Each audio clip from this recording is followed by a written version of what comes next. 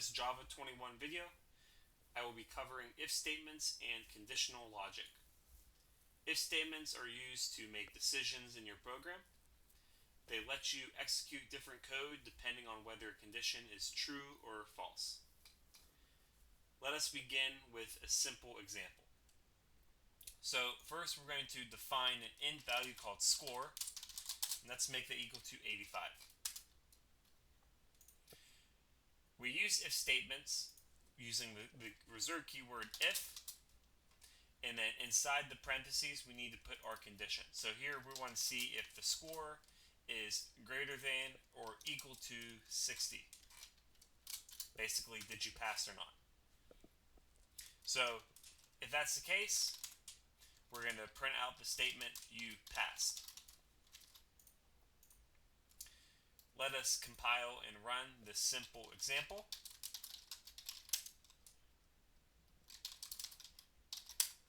As we can see, it prints out the statement you passed.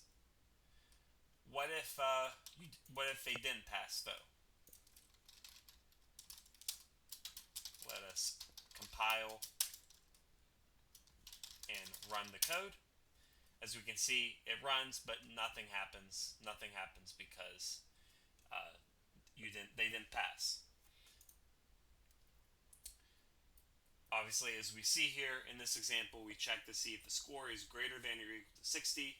If the condition is true, the message is printed, but if it's false, nothing happens. Now let us add an else block. So we do that in the same structure using else, open parenthesis. So here we want to see basically if the score is not greater than or equal to 60, it's less than 60, so they failed. So let's notify them that they failed.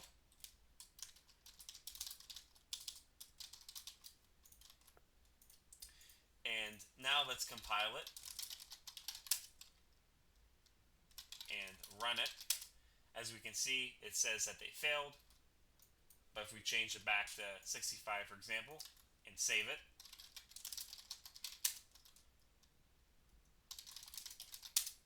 it says that they passed. Think of the else statement as a default. So now the program will print one message or the other depending on the condition. You can also check multiple conditions using else if. So let's keep our score thing the same, but now first we're going to see if the score is greater than or equal to 90. And yes, 90 is an A in my opinion. If that's the case, we're going to print out grade A. Then we're going to do else if.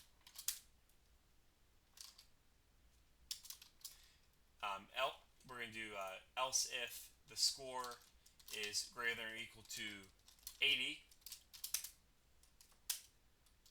Let's just get rid of this for now. We're going to print out grade B. And then we're going to keep going. Else if the score is greater than or equal to 70. We're going to print out grade C. And then we will do else, again, as the default. In this case, we're below 70, so we're going to print out grade D. So first, let's test all these examples to comprehensively test our program. So let's set our score to 91.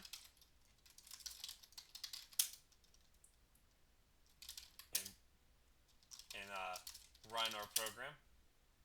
As you can see, grade A. If we change it to 81 and save it, compiling our program again and running it, we have grade B.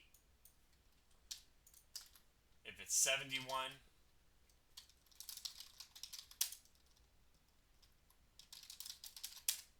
we have grade C. And otherwise, let's just do 1.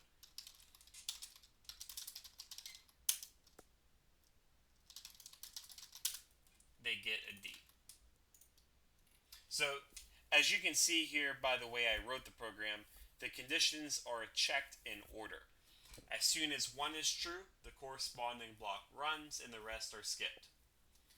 You can also use variables declared earlier in conditions. And as you can see, if you have multiple conditions that depend on each other, it is best to group them using else if and else. You can combine conditions using logical operators. And remember to use braces even for one-line blocks. It improves clarity and reduces errors. If you found this tutorial helpful, do not forget to like, subscribe, turn on notifications, and leave a comment. Reach out if you have any questions. Otherwise, thank you for watching and have a great day.